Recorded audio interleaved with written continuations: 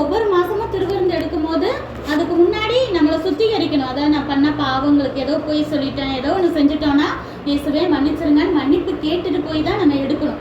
இஷ்டத்துக்கு என்ன பாவம் வேணாலும் செய்வேன், என்ன வேணாலும் செய்வேன் அப்படின்னு சொல்லிட்டு போய் துணிகரமாக சர்ச்சில் திருவிருந்து எடுக்கக்கூடாது. சரியா? அப்போ இதெல்லாம் அந்த மக்கள் வந்து கேட்குறாங்க.